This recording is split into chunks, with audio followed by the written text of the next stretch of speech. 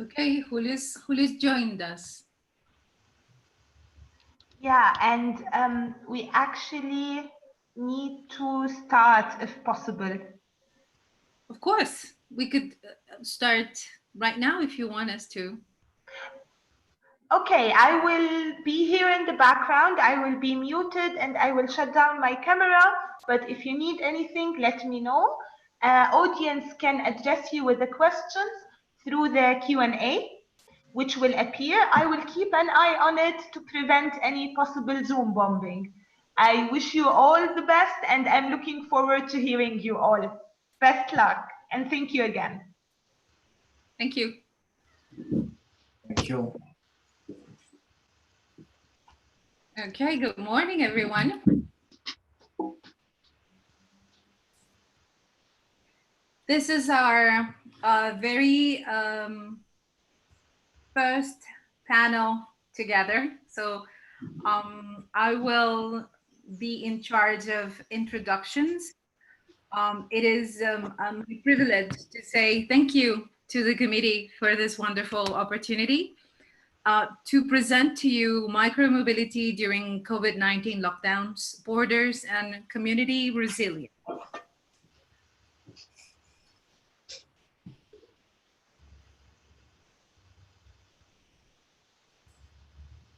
Our intention with this panel is to analyze the processes of community resilience from the perspective of cultural psychology. We aim to analyze the phenomenon of urban micromobility in times of the coronavirus pandemic.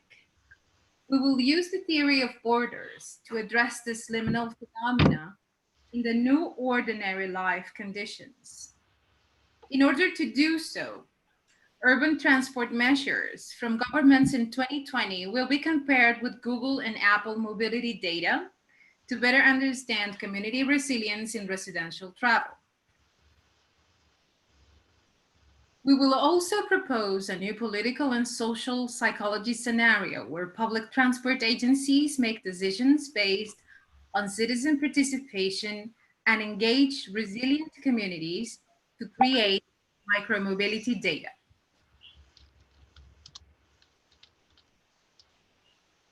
These are our panelists today. First, Julio Cesar Ossa, psychologist, master and doctor in psychology from Universidad del Valle. His research career has focused on the studies of cognitive development in children with a special interest in dynamic assessment and mathematical modeling that draws from nonlinear dynamic systems and stochastic probabilistic processes. His interests also include bibliometrics and the history of psychology.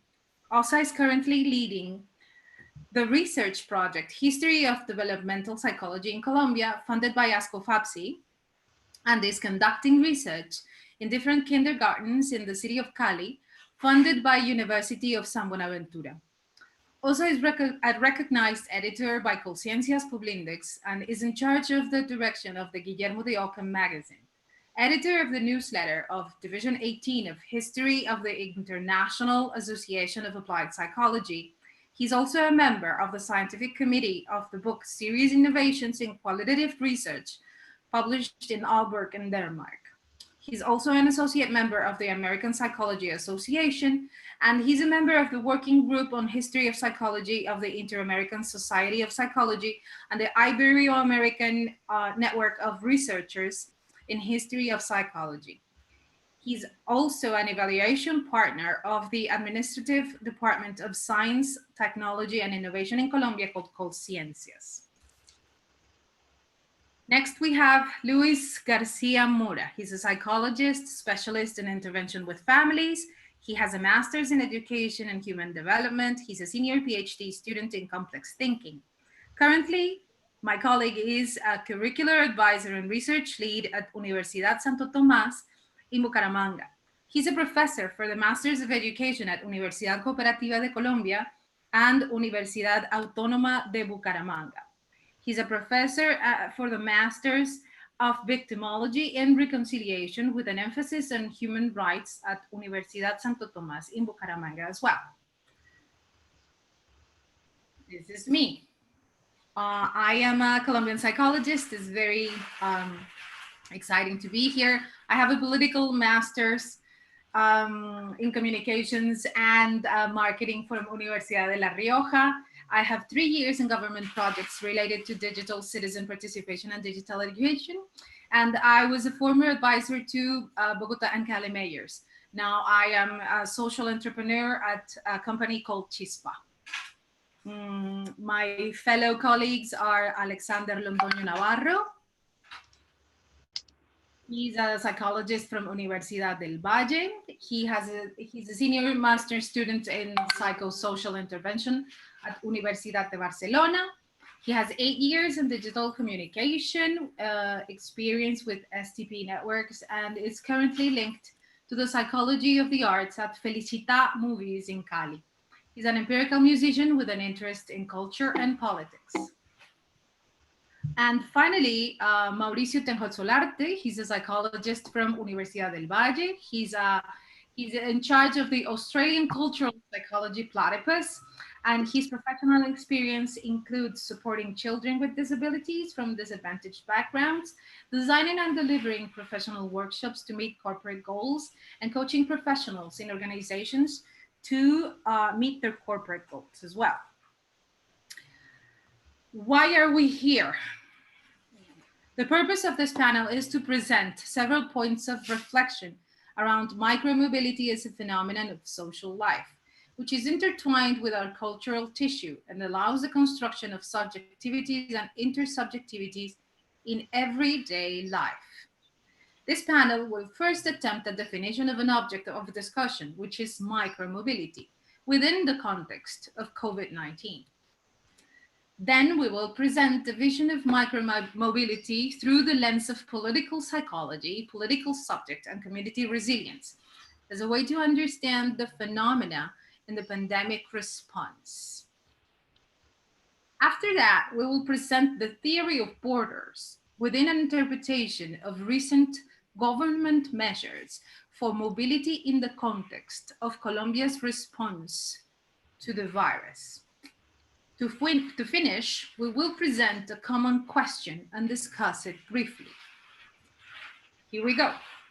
This is micromobility during COVID-19, visions of community resilience.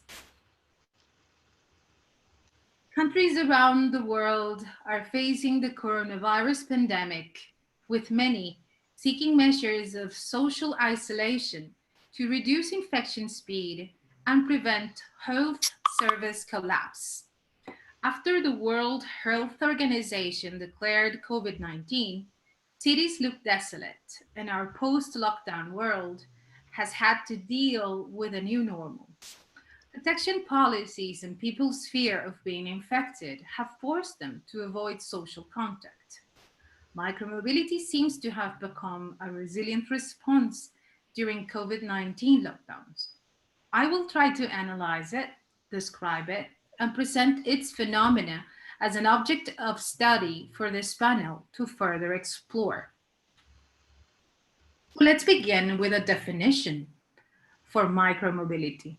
Now I must provide a creation story.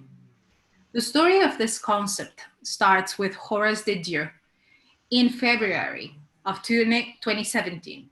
In his own words, I latched onto micromobility as a word because it reminded me of microcomputing.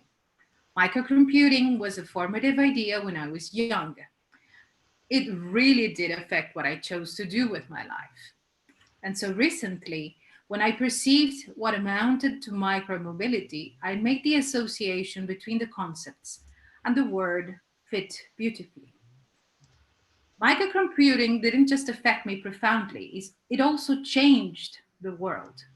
Likewise, I sense micromobility has the potential to do the same. The Duke coins the term micromobility with the notion of micro, small, mini, that the personal computer revolution, led by Steve Jobs on the picture, brought to the world in the 1970s. He also sees mobile devices and smartphones as the microcomputers of our day. So when he presents the term, he presents this interesting and quite catching analogy. Micromobility is to mobility as microcomputing is to computing. No one knew how big it would be, changing millions, becoming the most ubiquitous object in the world as we know it. And yet, it did not change transportation, not until now. We will come to that later. So when is mobility micromobility? Should it be defined by its speed, by the wheel count, by the passenger count, by the dimensions, the wheel size, the motor type? Or should it be defined by how it's used, where it's used, who is it used by, their ages, its licensing requirements, insurance coverage, safety? Should it mean it's shared? Is it cheap? Is it monetized? A certain way, another? Is it taxed? How about power or energy consumption or carbon emissions or efficiency or range or kinetic energy? No.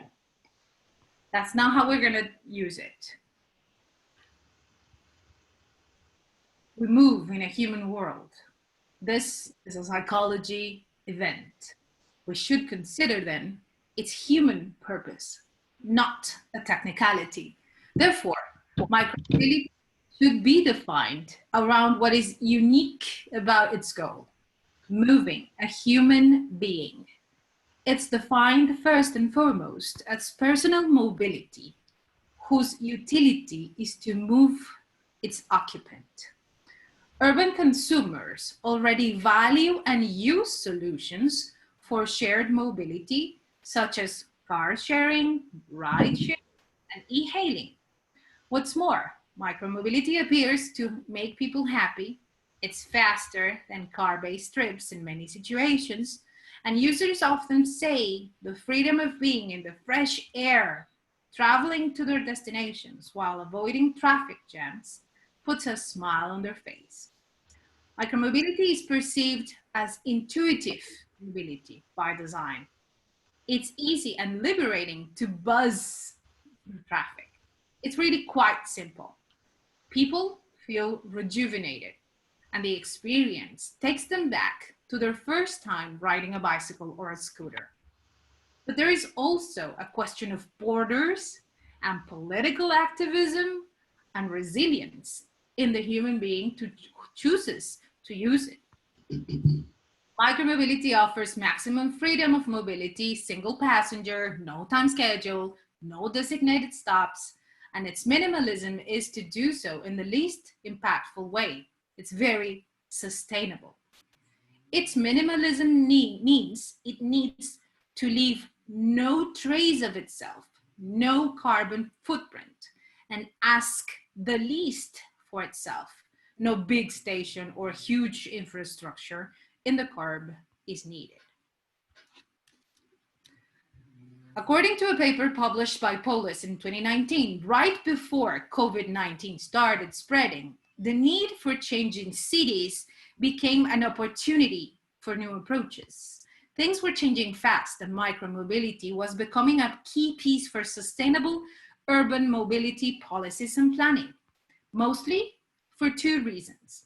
Number one, short distance car trips accounted for a large share of motorized travel, and most of them could be walked or cycled. And number two, public transport networks cannot make door-to-door trips, which raises the question of what happens in the first and last miles of each trip. With the successful experience of several cities, cycling became a very attractive option and a staple of sustainable urban mobility policies. To promote this active mode, several cities started investing in traffic calming, cycleways, and bicycle parking structures near public transport hubs. To further encourage cycling and spare potential users from the perceived hassle of buying, carrying, and parking their own bikes, cities also started launching bike sharing and scooter sharing programs. The way these early sharing programs work is rather simple. The user walks up to a fixed station to find docked bikes or scooters. These devices must be unlocked to start the trip. There are different ways to do that. And at the end of the trip, they must be locked again at another fixed station. Thus, shared micromobility was born. People can cover micro distances using vehicles that are shared, walking, cycling, scooters, electric boards. They became a thing in the big cities until COVID-19 came and changed everything. This pandemic has created a moment to acknowledge the significance of the ways in which small modes, including cycling, enable us to safely and resiliently navigate our cities. Paris itself has decided to ban cars downtown. London is investing billions of euros in new infrastructure for pedestrians. New York decided recently to open miles of city streets for walking and cycling. And micromobility startups have decided to donate most of their vehicles for the government, health staff, and essential workforce. How can we better understand this concept in order to compare responses, countries' responses?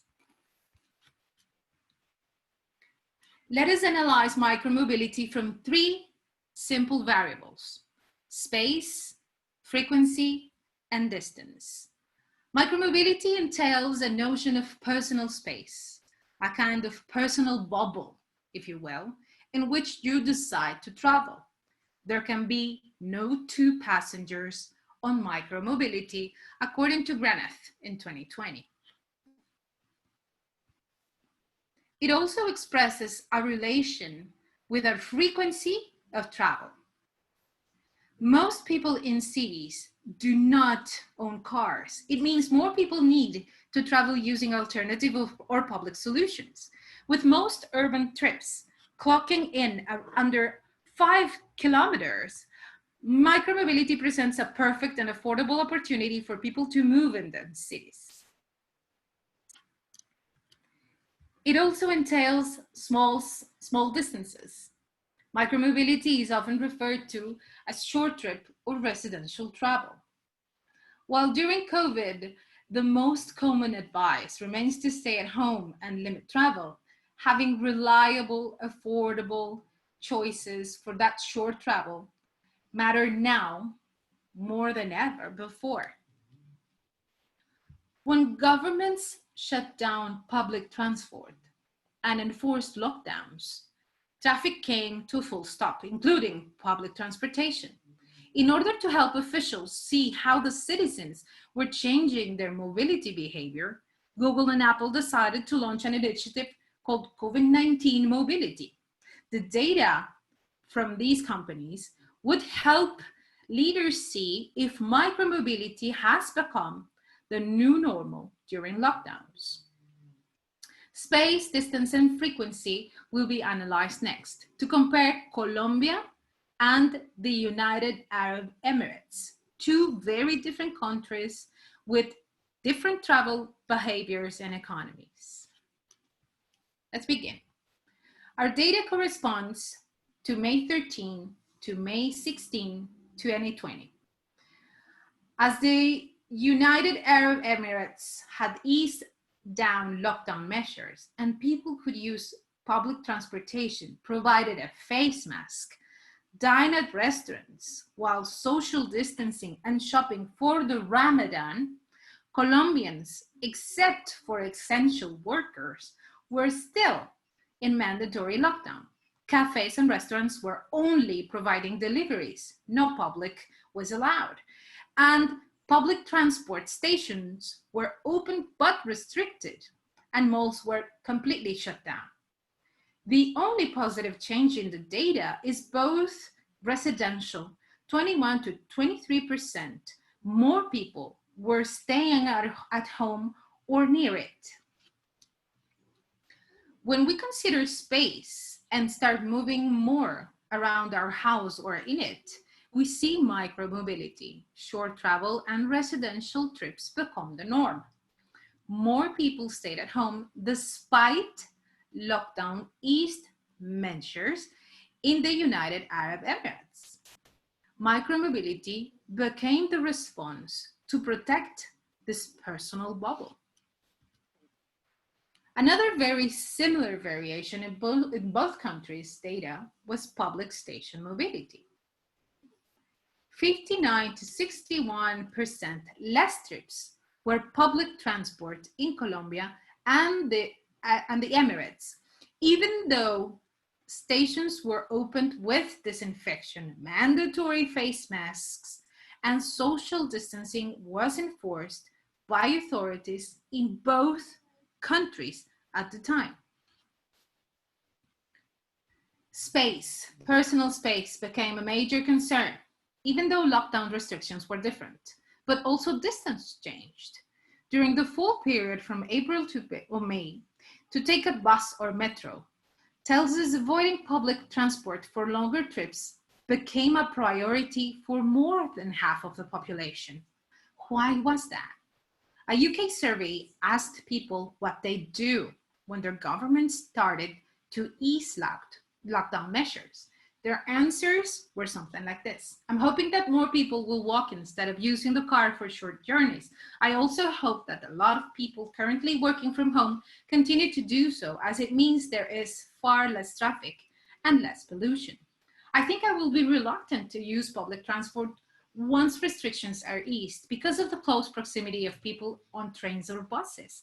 You cannot guarantee you'll get any distance between you and other passengers. Measures and restrictions were very different, but public transport mobility was very similar. When we compare these countries' contexts, social distancing restrictions were not similar, but residential mobility was. Let's see what happened with mobility and frequency. Frequency tells us that Colombia has doubled the amount of trips, mostly walking, in the last month, while the Emirates, in spite of these restrictions, has not moved much more than in April. Both countries are compliant of their measures and have reduced space and distance in their mobility, but incremented in the same amount their frequency of travel.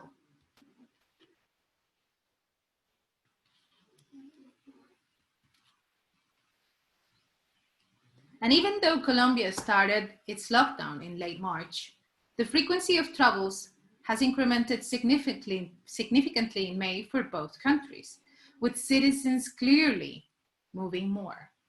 The data tells us both countries, despite of having different measures, behaved similarly. They both preferred walking to driving, but the preference towards walking is a little more marked in Colombia. At least for these two countries, micromobility is indeed becoming the new normal.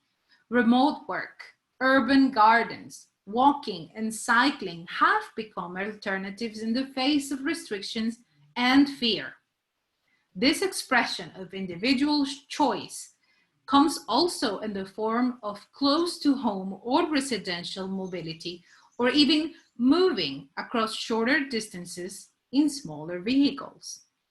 Micromobility is an individual choice, small, a personal expression that will become viral if cities and governments and startups, but mostly citizens, continue to support it, because it presents an easy, sustainable, and cost-convenient and fun solution for urban living post-lockdown. Resilience has taken a two-wheel form. Who is driving? Well, a new kind of subject. I leave you now with my colleague, Luis Garcia-Mora. Thank you, Andrea. Good morning for all. Thank you. Well, in this work, I'm to present framework from a perspective of collective or social psychology and the political psychology. We find as common scenario that allow us to provide some insights about the symbolic interaction, the significance, the meaning transformation that occurs among citizens, communities, and the state in the construction of the notion of the public, the private, the collective agencies, social organization, in the best of the scenario, in the consciousness, the participation, construction, and action evaluation. With lines, the political public, regarding mobility and micromobility, physical activities, and the process of inhabit and utilize with personal, familiar, or civilian interest the public space. In order to that, we are going to refer to studies from the social and political psychology to understand why the framework to intersect between people that coexist in resilient communities, the state, controlled by the government, and everyday life. In this case, has a framework to understand mobility restriction due to the COVID-19. Also, to generate alternatives to this. At the end, I mentioned a cause about the policy of use and promotion of an alternative means of transportation in the Bucaramanga and your metropolitan area. Well, the political psychology, the studies of the political psychologists emerged from the studies of the social psychology, specifically in the first discussion between Wood and Durkheim about the collective and individual position. And we'll know where that discussion ends. Next, please, Andrea. Nonetheless, there exists something that is common to there. The idea that there is something in the individual social consciousness that either does not recognize or don't know, and that is only known by the collective. That knowledge is in the society and not in the subject only, and it is called collective representation. That notion is linked to Wundt's ideas of rationality and non-intentionality about the people. We all know that with the influence of the positivism, next please, Andrea, the psychology of collective interaction is oriented to determine the social behavior through the methods of empirical analytical measure. As an example, Alport, who is an exponent of social psychology, makes a reduction of the social interaction at the dynamics group. Yeah? In this situation, the individual is reduced to the natural behavior. In this way, the social becomes the natural. The cultural becomes organic, and the science of the spirit becomes an laboratory experiment.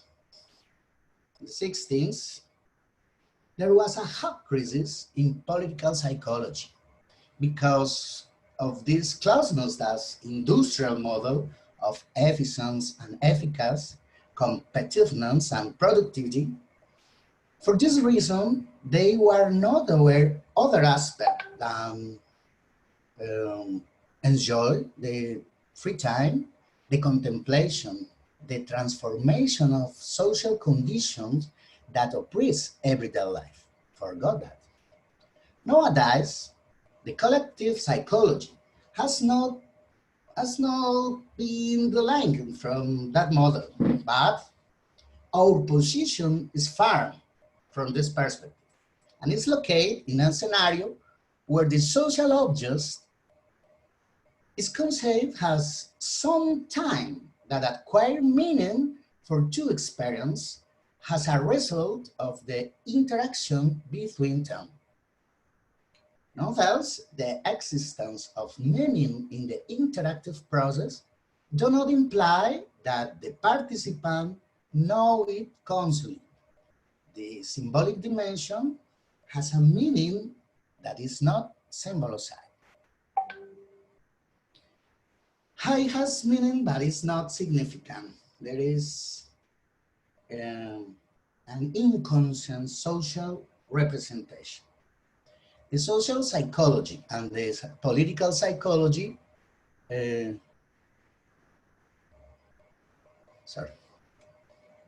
the former contain are different from the collective psychology or side in the other words psychosocial. They are two ways to observe the world. They have epistemological reference that are supported by different reference. And it's try for different ways to understand the world and to do of the psychology. From the framework of the social psychology emerged political psychology, given that not everything which is social or collective implies the political thing. The origin of the political psychology comes as to begin the 20th century, and they emerged from social psychology. Laswell published the first handbook of political psychology in 1973. Nowadays, political psychology revolves around political human behavior to understand as a personal action, the physical, emotional, and cognitive situation about it. The influence public issues with that impact social order. In this field, the research has been oriented to describe and analyze profiles and leaders and militants who try to interfere in the environment, either try to promote or impede change in the environment. From this perspective, there have been studied variables and dynamics that affect politics, such authoritarianism and political motivation, minorities, masses, leadership, democratic participation, and its promotion, political mobilization, among others. In this scenario, personality is the ideal platform to understand political psychology, given that personality affects beliefs and political practice. Political psychology. From the studies in the 30s, which, next Andrea please, which were referred to psychopathology, thank you, to study the power and the personality, published by Laswell. In the 15th, Newcomb analyzed the political attitude and values in the first social psychology handbook. In the 16th, try to identify factors fragmented, for example, cognitive factors, cognitive styles, beliefs, and emotional factors, emotional reactivity, dimension, and personality development. Stone's authoritarian studies of personality were the baseline of the relation between personality and politics.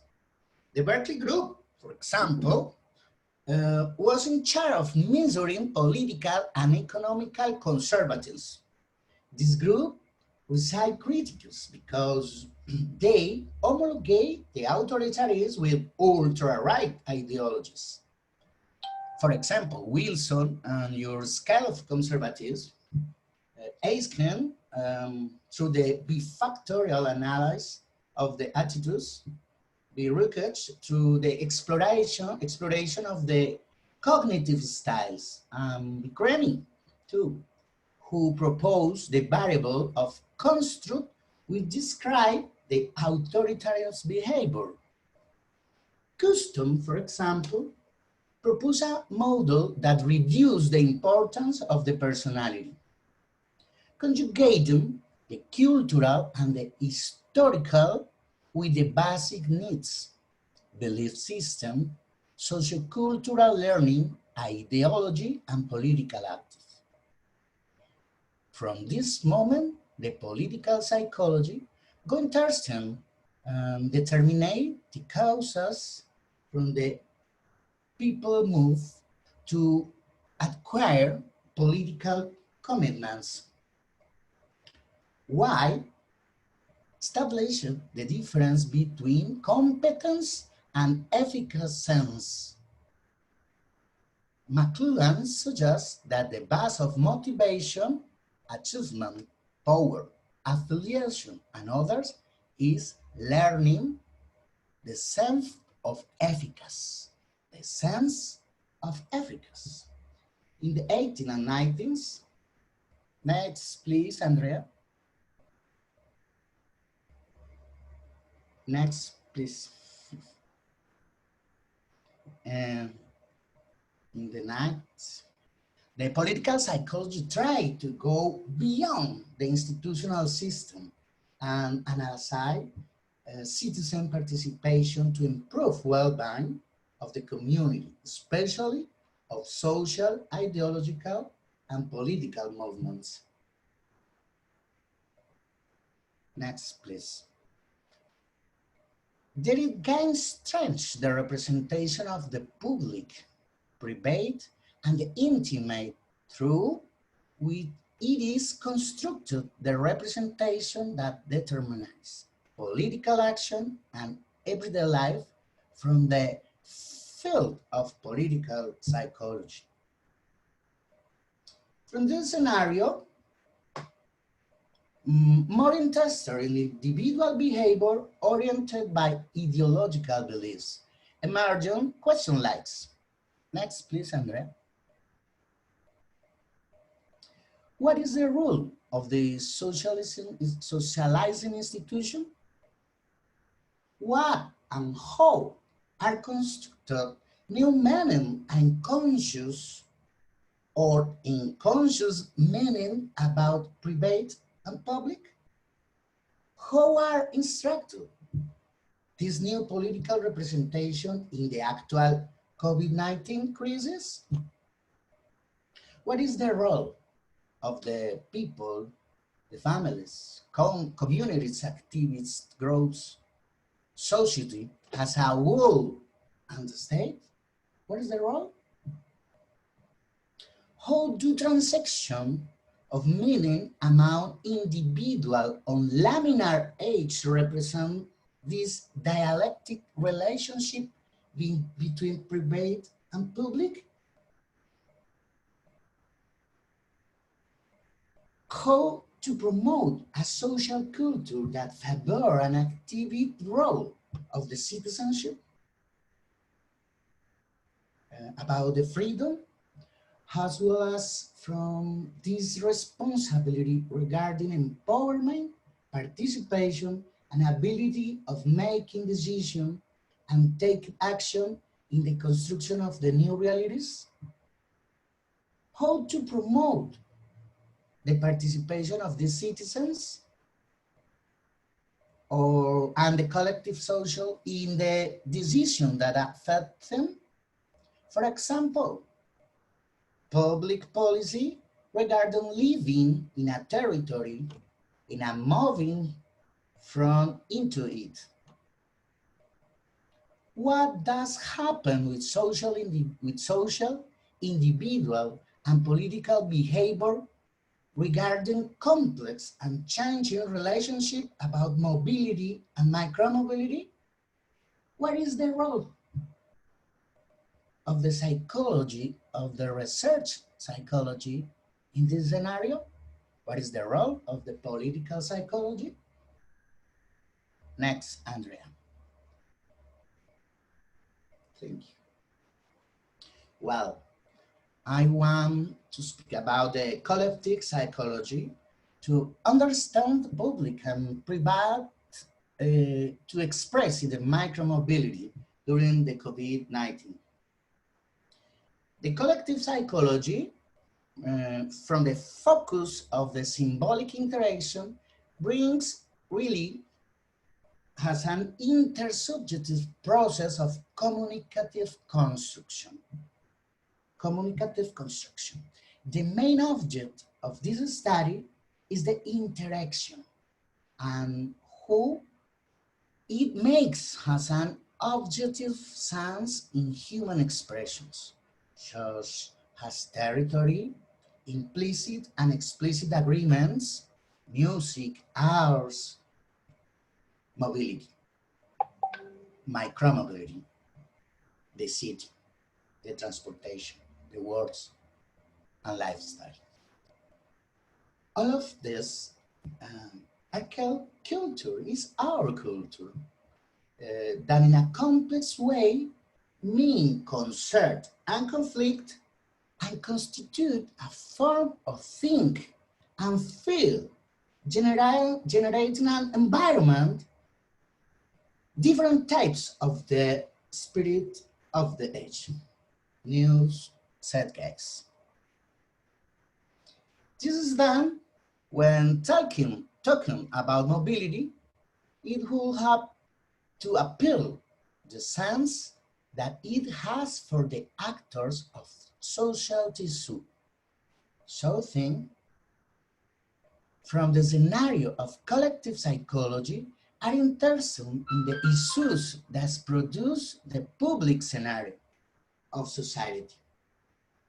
This is why it's similar with political psychology, where both of them analyze everyday life, which means facing COVID-19, that nowadays is endemic and it has been transformed and might further transform everyday meanings, territories, micromobility, and other aspects of the human life. From this reference, some question arises. What is the meaning of the restriction of mobility that people have? Are they paralyzed because contagious fear? Why do they use some form of mobility over any other? Which aspects, interactions, sense, meaning, and representation have been changed, and what transformation were emerging when the outbreak of COVID-19 started? What is the role of the professional in psychology, in the social science, in the related matters with territory, mobility, regulation, and micromobility? Who are political regulation construct? Where are the voice of the people? Okay. Yeah. All know that is necessary, is obligatory, but all know that is not necessary, right? In this case, the collective representation, for example, of the mobility, micromobility, transportation, territorial behavior of them and with them is the awareness that cannot be found just in the isolated individual, but that is not an individual matter, but also intersubjective. This is why the representation of mobility will refer to the perception, effectiveness, awareness, minority, and memories to all those languages that have historically come up with intersubjective. These representations are create and recreate, achieving meanings of the vision of it and, of course, from mobility itself.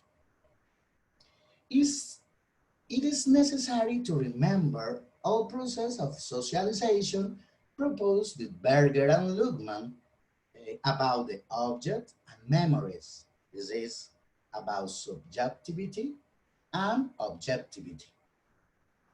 Thus, the micromobility are expressed in the perception, emotion, memories, words, language, and collective thoughts that have been observed by the complex that between private and the public.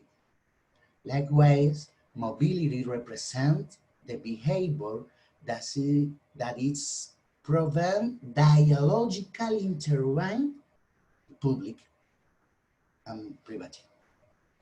Hannah Arendt, for example, cites in the human condition that the history loop combining the past and the future. It tells the narratives that constitute everyday reality through the communicative action of collectives. And this communicative action is the one that generates the capacity to the face to, to the face the adversities and transform at the best style of the metamorphosis that is proposed for Moran. In this transformation scenario, emerging from COVID-19, collective representation are the framework of experience, reference, and the place where these are kept. Each change of place has a framework implies a laminate change of thinking, ideas, effects, and memories that are activated in public. This is the interaction of the subject with the other in a common territory. Streets, parks, public transportation, store, bar, restaurant, or shelters. All of these are social states, place where to live, where it is able to move, the community, the neighborhood. That is where the house is, the apartment, the car, the bicycle, the skateboard, the shoes. Also, the territory of the body itself and the body of the others. All these places, scenarios, people, and objects create themselves elements of the identity of the subject, the collectives, and the dialectic trait and the dialogical among the private, public, and semi-public in the interaction among subject, communities, society, and state. Now, talking about the public or the private, dial life is the main referent of motivation, impulse, interest, likes, conflict, and performance that gives sense to the subject in the social interaction and its development in the project of life, in her project of life. Given that, subjects, places, staff, and others push the sense that ground them intersubjectivity, her force, staff, nation, and social practice circulate between people, being sense carrier that attribute to a collective way. The private and public are expressed in their life. For example, the mobility in a complex coexistence. It is said that the private is inside, the door at the public outside, but The complex relationship between this inseparable dimension is connected to the everyday life. The psychosocial space in the constitution of the city and the urban life is bordered in the intersubjective that create meanings, sense, conscience, or unconscious, and it goes moving, transforming with each new view. Every new point of view makes change, a thought, each idea that create new meaning. For example, about the daily life from the situation for the COVID-19. This change in the social representation about space, territories, and the mobility generate new spirits of the time, new collective meanings, new subjectives, and intersubjectives. Okay, let's talk about representation about bicycle. For example, its use, the roads, building process for the roads, acceptance and rejection from the society, especially in Bucaramanga. When since 5 years ago, I see a public policy to promote more use of bicycle, especially parking lots for bikes, and a special day for the bike, and an office for the bicycle.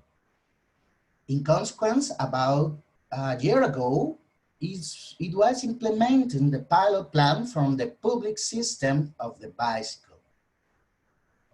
Next, Andrea, at the policy, yeah, thank you. This is the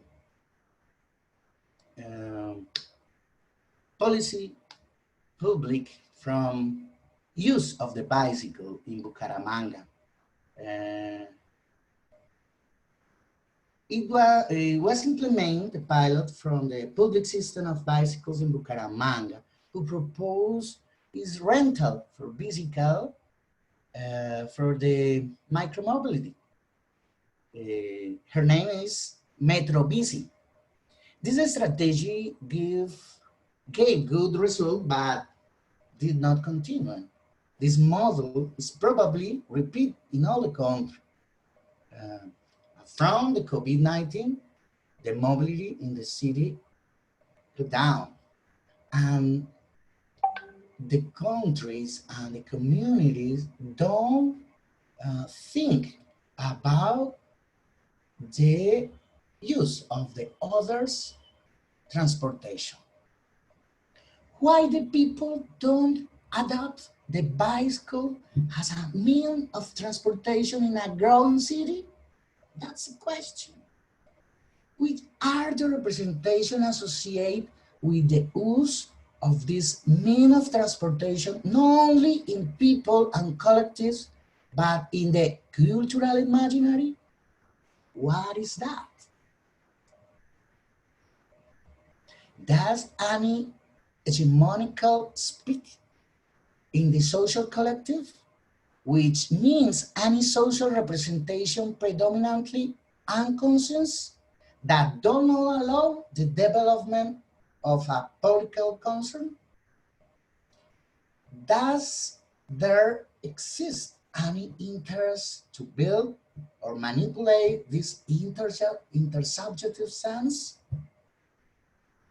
To conclude, the Metro Basic program presented official test aesthetics that were given by the Area Metropolitana de Bucaramanga. In the past December, 300, more than 300 from citizens were registered in the pilot plan. During the Micromobility test, there were more than 17,000 trips by the citizens. This user traveled around 13,000 kilometers. The estimate trip above 5 tons of carbon dioxide into the CDA. About this situation, there are no certains that initiative show some advantage, but it was limited. It had not continued. There are a huge number of people who are against this modality and prefer the traditional motorized vehicles, but there are also lots of questions. So this is not just an awareness issue. Thank you. That is my presentation.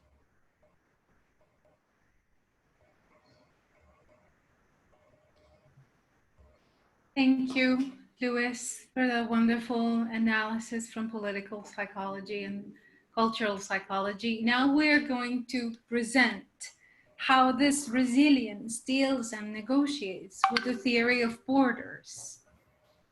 I will leave you with Julio Ossa and Alexander Londoño.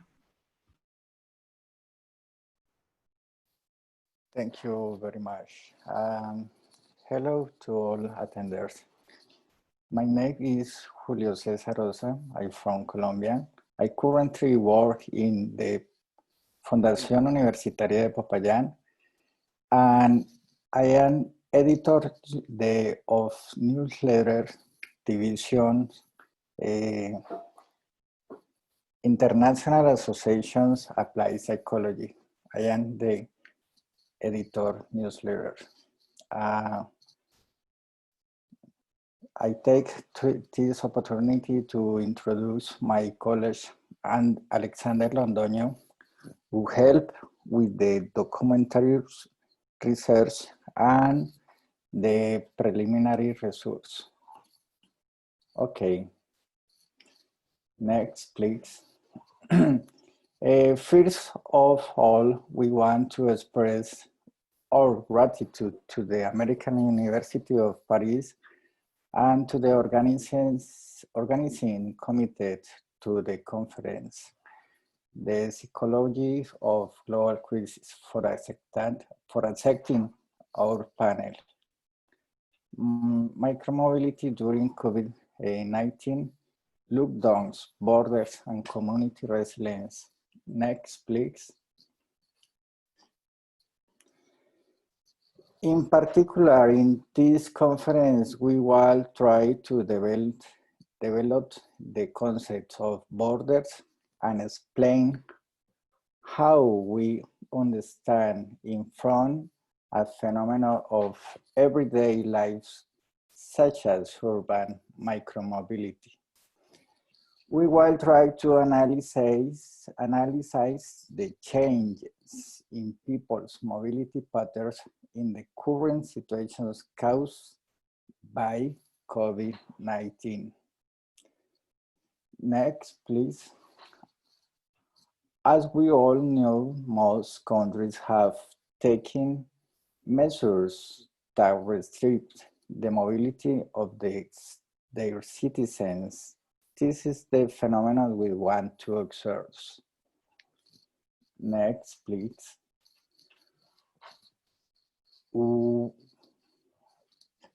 We will do this using three dimensions: space, distance, frequencies, and space. To determine the institutional context, we will analyze the norms issues with the Colombian government. From March 12 to May 25, a total of 313 documents. As for the World Health Organization classify COVID-19 as a pandemic, Some cities in the world look desolate. Streets without cars, restaurants without customers, schools and universities without students. Next, please. Many of daily activities were stopped by the governance, economic, educational, sports, cultural, and recreative activities. Most countries took to measures of social isolations to reduce the speed of infections and avoid the collapse of health service. In Colombia, the biggest concern in the collapse of the hospital system has the same goals in the old culture. There are not beds for so many people. Next, please. Protections policies and people fears of being infected with COVID-19 have forced them to avoid social contact. On March 22, in this decrease, the proposal of achieving effective compulsory preventive isolation for free movements of persons and vehicles in the national territory is totally restricted, with exceptions provided for the Article 3 in this decree. Next, please. We want to analyze how people's mobility patterns have changed during the quarantine period, taking advantage of the health protective measures that the government have enacted. We want to look at how people respond to such measures, and in turn, we want to look at how consistent those measures are with the people's needs. For example, in next discussion, I want to try response to how the people with restrict movements and restrict difficulties are attended with these decrees. Next, please. Variable stance operational people's mobility is my college, Andrea Bernal, space, personal space, distance, public space, frequencies. As you could observe, these variables were already presented with Andrea Bernal. I simply name them here to be remembered as a fundamental part of this history. Next, please. This is the space, personal space. How changed the personal space with the COVID pandemic crisis? Next, please. This is the public space. How to change the distance and how to attend this distance with a vital importance to no contact with another. The distance feels social distance with another people's. Next, please. And the third variable is the frequency. How change the frequency we going to attend the normal activities in the life. Next, please. I would now like to introduce the concept of borders. But first, I would like to point I'll take my first approach to this concern was in the University of Aalborg in Denmark and the Center for Cultural Psychology. I was Pina Marsico and Luca Tateo were allowed me to get to know the borders. The kitchen seminar and Yale Vacciner made this possible. More borders, in political sense, there is a vivid debate underlying the process of bordering and rebordering that has changes over the age among countries and all implication in the nowadays globalized society. This discussion takes a great importance now that the measures of closing borders seems not to be the best. What will happen to the borders and how countries when they have emerging space? What will be the measures taken by the countries to close the borders? That is another question we want to leave to these discussions. Next, please. More specifically, from the perspective of cultural psychology, borders are the outcome of cultural organisms in process that are not fixed but based to a continuous organization and reorganizations. And another, and the world relations is very special to take these definitions to the borders in the present context to pandemic COVID-19. Next, please. Borders are in fact not rigid and durable delimitations, but they are process of semiotic configurations that make possible human actions in a given environment. The capability to create borders is strictly connected with the semiotic ability to produce devices for defining the contextual occurrence. Next, please.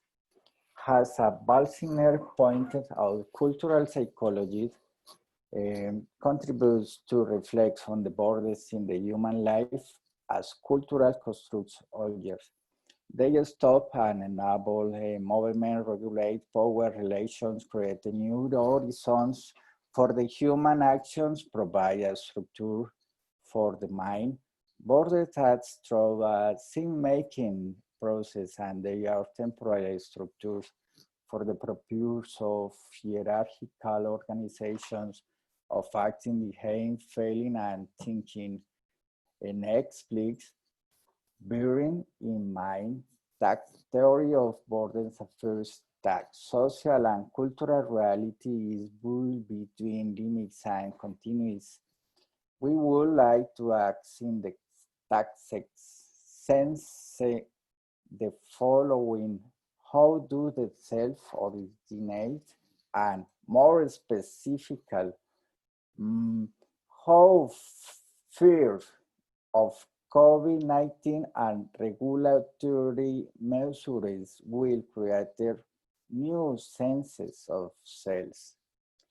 Next, please. From the perspective of the borders, the self arises as dialectic ways starting two contradictory or diverse elements. Isn't a thing of dynamic ontology without foundation of determinate. In the words, the self is a process where cultural and social elements intervene. The to think things in the means in the circumstance of COVID-19 and the emotional turbulence it produces is an absolutely necessary. Next, please. According with Pina Marsico, the borders that are constructed and imposed on the within world engage in a process of regulating individual minds and larger socialities. In fact, they become naturalized givens in the within world and regulate the same people that construct them. And finally, next please, according with Smith and Barson, we can introduce the first conceptual differentiation between bona fide borders based on some objective discontinuity or quality, heterogeneity, and fiat borders, which are the result to conventional demarcation of political, social, and administrative government, defines the case geopolitical borders with all know the COVID is no possible different borders, geopolitical and geo-referentials with the, this is a basic distinction to the spatial borders between bona fide borders on the one hand and fiat borders on the other. The former are just the physical borders for all, the latter and exemplify specifical boundaries introduced through human demarcations, for example, in the geographic domain. Next, please. Bona fide are natural borders and fiat are human established limits through artificially produced by the human actions. The power of the fiat borders is no less binding than a natural borders than a half practical affairs of manager of daily life. Next for my partner, Alex Londoño. Next, please. Thank you. Thank you, Julio. Hello to everybody there. Good morning here.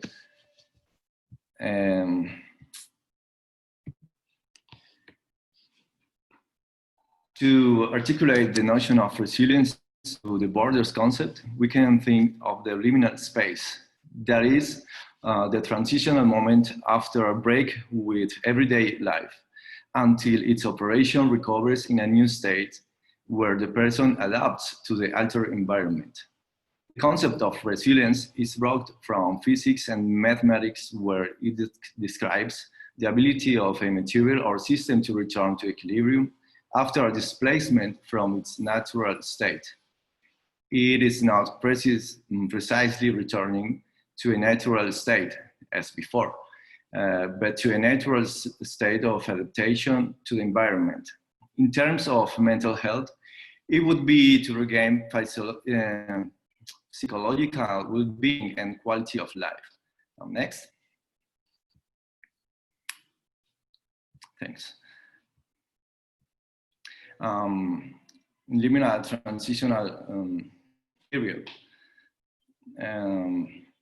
This freedom is driven by the transitional liminality of borders, seen as a space with its own set of characteristics that combine ambiguity and instability, interior and exterior, here and there, continuity and discontinuity, separation and contact.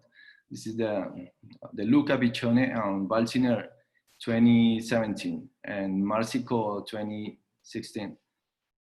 Such a zone of tension and contradictions opens up the psychological and social potential to imagine what is not there and to want to cross to another place to create new narrative forms. Next, please. Okay, let's go to an individual psychological level to differentiate between resilience, resistance, and of course, vulnerability as presented by Frank Norris. First, vulnerability, the red arrow, occurs when the demands of the stressors are very high due to its severity, surprise, and prolonged time, and the person does not have or does not adequately manage the resource and will fall into persistent dysfunction. Resistance, the yellow arrow, occurs when the resources are available to counteract the immediate effects of the stressor, which will lead to a transient adaptation and then to a transient dysfunction. In the process of resilience, on the other hand, with green arrow, the resources are available to counteract the transcendental effects of the stressor, which allows the person to adapt more properly in an altered environment. Next. Thanks. But what are the factors that determine the difference in these three processes? Norris tells us about the strategies to manage these resources, which basically summarizes them in three. First, robustness. This means that the resource serves to resist the disruption of daily life. For example, in the case of public transit, it should have the capacity to operate only at 35% to avoid the physical proximity of people and to avoid the contagious. Second, redundancy, which refers to the diversity of resources and the ability to substitute them in the event of any deterioration. For example, having other means of transportation when public transit exceeds its capacity. And finally, speed, understood as the ability to mobilize resources in a timely manner to avoid losses and interruptions. Apply immediate measures to change transit schedules, incentivize teleworking, and dispose of micromobility resources, speeding up their operating permits because the emergency.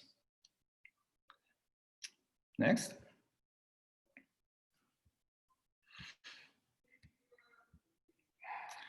From the perspective of collective psychology, we could also speak of community well-being as a result of adaptation and the resilient process. But this requires optimal and agile communication mechanisms by public agencies that have control of public order. Without its help, there would be no resilience, but resistance, and a clash with regulations and with the new altered environment. Norris says that to create collective resilience, communities must reduce inequalities of risk and resources. It also argues that communities must involve local people in mediation, create organizational ties, promote and protect social supports, and above all, plan to have not a plan.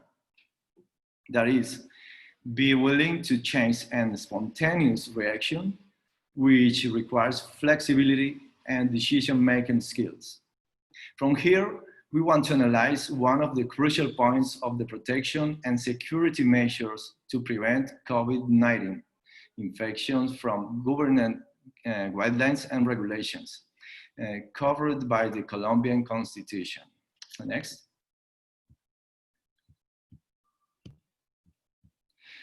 Now, from this point, we have changed the border of the physical displacement to the border of the displacement of the emergency regulations, passing through a border of temporality.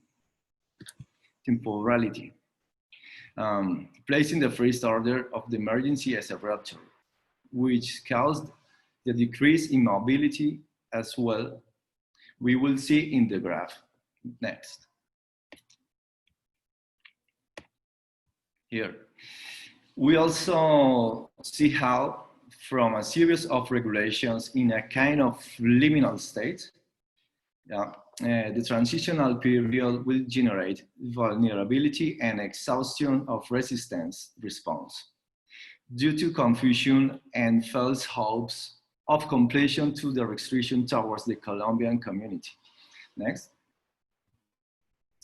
In our documentary analysis of more than 300 laws and guidelines, we did not find a single mention of micromobility as a contingency measure. Next.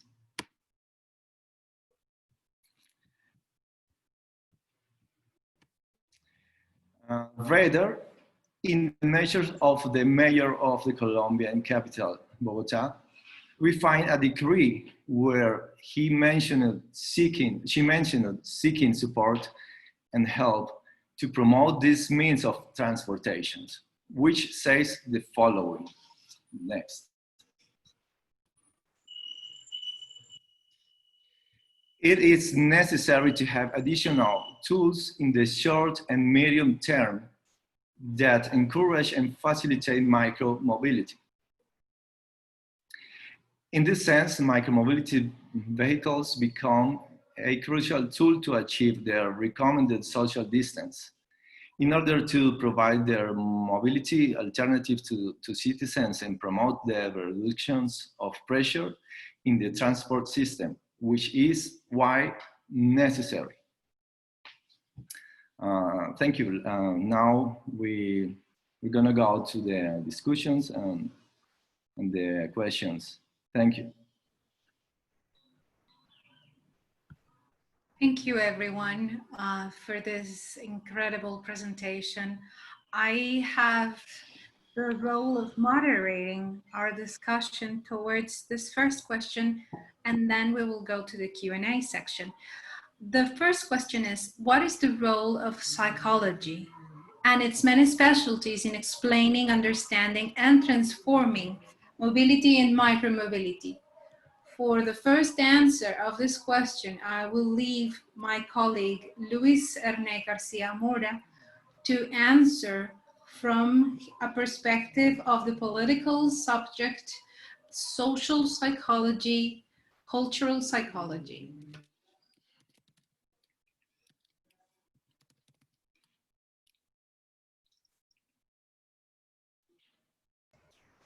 Thank you, Andrea. I am thinking two questions.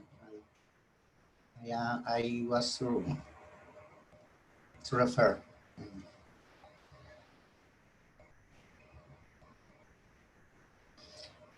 The micromobility has been neglected by public policies for COVID and before COVID, and of course now. Question about the mobility and micromobility need to be reinvented and include the minorities. For example, people and groups of people in disability condition. This condition obviously limit the mobility. Okay, it is a dependency because the socialization of these tries to generate these loops. This question is for us the result of this interaction, because we really like to understand the situation and apart to make change. It's necessary to listen the situation and the voice of the minorities.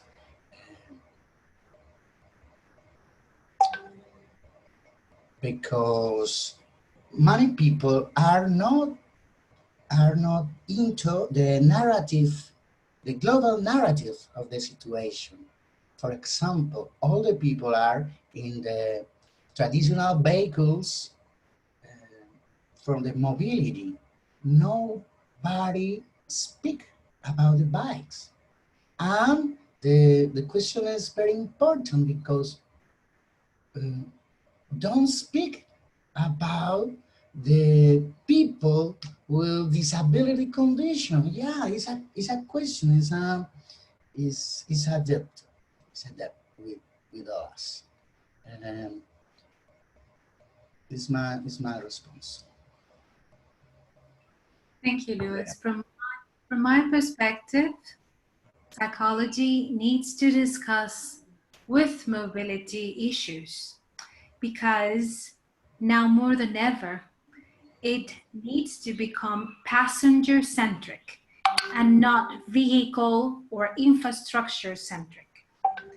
The new forms of mobility and private micromobility that will and have started to emerge during and after, if there is an after COVID-19, will create new knowledge for public transport agencies, for governments, for companies, for everyone interested in how we move and why we do it. But more importantly, urban planning must ask questions in regards to the passenger's condition more than ever, including psychological phenomena that goes all the way from borders to political activism and mental health. We can also suggest from this discussion a new scenario where public transport agencies make decisions based on citizen participation and experiences in multimodal, that is, multimodal means several modes of transport, including active, public, micromobility, share, hailing, everything, multimodal transport solutions. And also, it's very important that in this scenario, public transport agents and leaders engage resilient communities to create micromobility data to address these questions. So the role of psychology, in my view, is very, very urgent in mobility and in micromobility because these are topics that are human. They are not technical. They go from being vehicle-centric to passenger-centric in the face of the pandemic. Now we're going to go to the Q&A. We have several questions. I will take the first question, if I may, from Maria Nieto. I'm going to activate my camera now so you can all see me, all right? And I'm going to stop sharing. So it says here, Maria Jose Nieto, how does this discourse of freedom and resilience fit with accessibility in terms of affordability and for people with mobility changes? Well, I think, Maria Jose, that you and I agree that freedom and resilience do not depend on your possibilities of mobility, rather than the availability or the possibility, right, of an infrastructure that is passenger-centric, that considers different kinds of behaviors, different kinds of citizens. For instance, I can shortly discuss here what happened in Bogota in the 90s when Enrique Peñalosa decided to build wider sidewalks and give access to wheelchairs for public transport. Never before this question had been asked. So usability professionals and people with incredible architectural visions for integrity and accessibility came into play. and decided to change infrastructure. But freedom and resilience come in the face of crisis. Never before have we been challenged like we are now. So it is important to understand that everyone has mobility issues now, not the obvious mobility issues where you have limited speed or limited ability to walk, or the unfortunate event that the sidewalk is not wide enough for your wheelchair to fit in. Everyone is faced with fear. Everyone is faced with all of these concerns. So my answer to you is we have to start thinking passenger-centric. Every single piece of action taken by governments needs to be focused on the passenger and what the passenger needs, instead of what the vehicle, what the station, or what the environment tells us. I hope that answers your question. I know my colleagues want to answer other questions that we have here. We have a question from Monica Bernal-Llanos. She says, do you foresee a new social contract between the city and its citizens in terms of micromobility? I believe one of my colleagues wants to answer.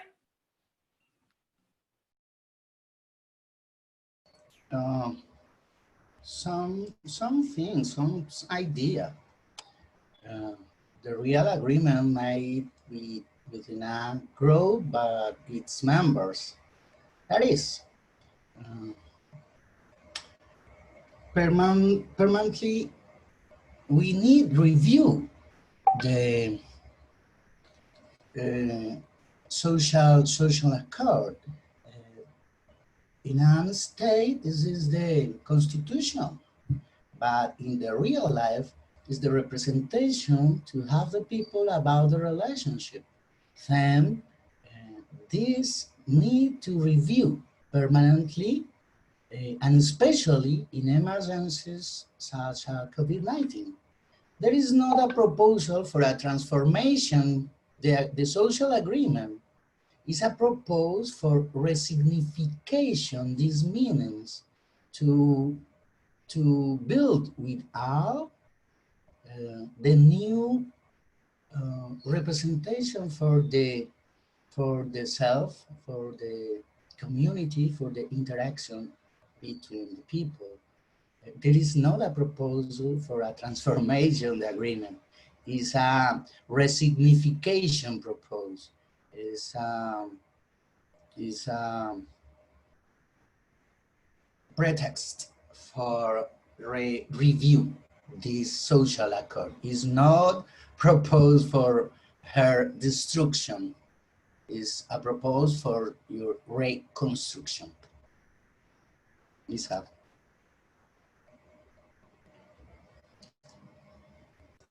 We have another question from Alejandro, and he says, from your perspective about the micromobility with bikes, which are the main requirements, political, infrastructure, cultural, to make it a reality?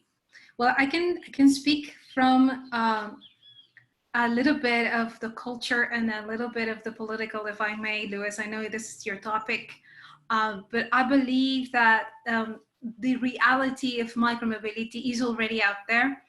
I have seen personally in Colombia, several cities have engaged in micromobility. Now I see a fear in everything that is shared, because, you know, using something that other people touched in the face of the virus is complicated, right? You're afraid of getting the virus from something that has been used by, 10 or 15 people before you, right? So I see a shift happening, whereas private, that means owned bicycles, owned scooters, personal items, private possessions of micromobility will start to happen and have eventually started to become a trend as, bike sales have spiked in several countries, not only Colombia, but in other countries as well.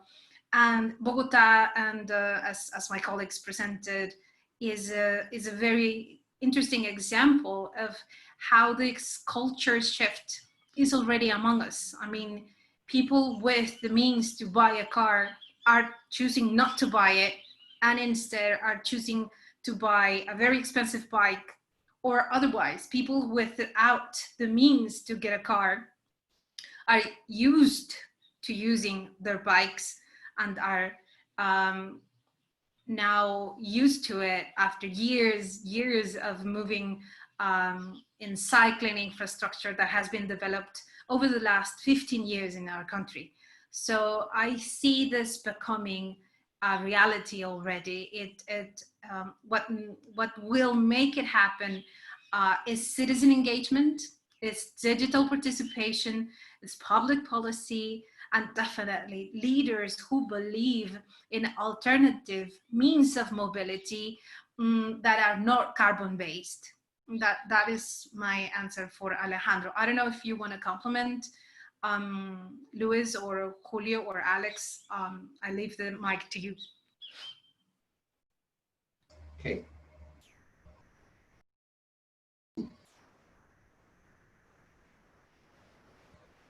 I want to refer about the need to the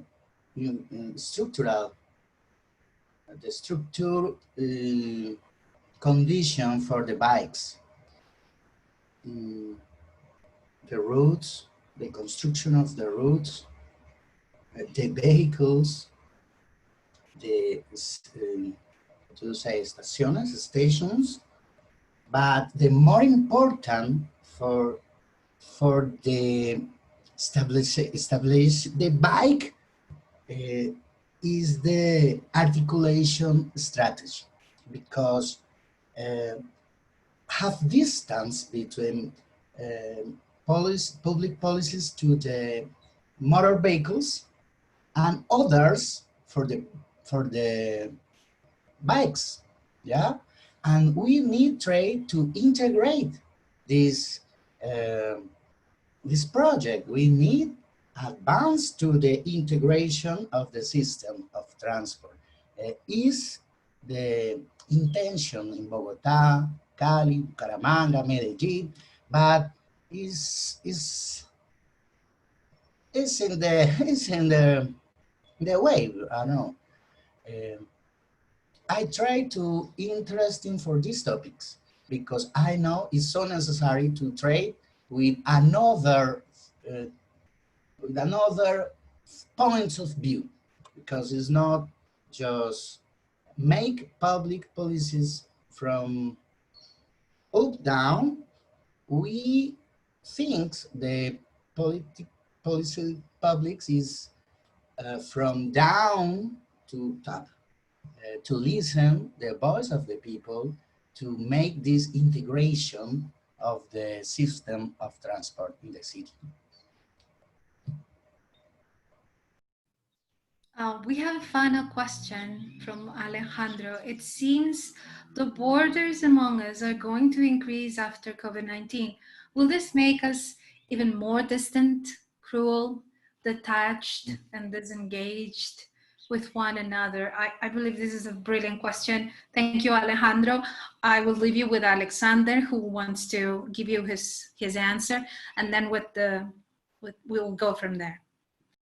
Okay, thank you, Alejandro. Well, we hope not, absolutely. The mask, the distances, the frequency of movement seem to be borders that have indirectly demonized us as a social distancing, when it should be only physical. As we go through the transition, this liminal moment, where we must also have the resilient tools to us not to lose humanity. We must therefore act quickly, with robustness, and with the resource at hand to avoid disconnecting. These resources are in art, in culture, nature, and in our internal borders, where we must meet again so as not to start getting lost from within. We hope not. Thank you, Alejandro. From my perspective, I believe these borders that you mentioned are understood from a physical perspective, like my colleague said. Like if you understand border as a frontier, as a wall, then you will, of course, go to this question, Alejo. But what we want to say is this: the border is not fixed, it's not rigid, it's not physical. The border is, if you want to picture it, it's like a membrane. Things can go through it. It can flow. Things can flow from in it and from out of it permanently. So it's not a rigid structure. The border itself is not a rigid structure. It's a very complex membrane that allows things to get in and get out. And in this duality, in this interaction, the symbolism, the representation, the idea of humanity is negotiated. The resilience is negotiated in this transaction over one side to the other. It's not a wall. It's not a thing you cannot move from or cross. It's a dyad. It's a dialectic movement. So it's going to have cruel moments, yes, and it's also going to have solidary moments. It's also going to have the need for acknowledging that we are not alone, that we are all connected, that we are all dependent on each other as a society, whether we want it or not, whether we go out or not. So it depends really on this possibility of the border to make multiple negotiations and multiple interactions where we play, where we are building the actual mobility, psychologically, that is. This is a very fascinating conversation. Our time is almost up. I don't know if Luis wants to compliment, or Julio or Mauricio, if they would like to say something else. I'm very happy with all of these questions, but unfortunately we have to come to an end. I give it to you, Alex or Luis, if you want to say something else.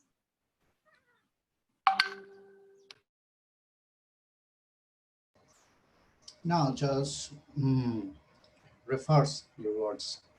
It's a pulsatile, liminal to make interchange, make transaction between the privacy, myself, with the others, with the public. Just reverse this. Is our position. Thank you, everyone, for this amazing opportunity. We're very excited to have shared these ideas with you. Thank you to the committee again. We will hope that any other questions that you might have that are not here or come through the YouTube videos or in the Slack channels are forwarded to us. I'm looking forward to seeing all of this discussion grow and evolve. And of course, I hope that the next time you cross a bike or a scooter in the street as you walk, you think of us and remember this conversation about borders, political subject, and resilience. Thank you very much. I'll leave it to my partners to say goodbye again. Thank you. Thank you very much. Thank you for all. Thank you, everyone. Thank you, everyone. I wish you a nice day. You too. Take care. Thank you.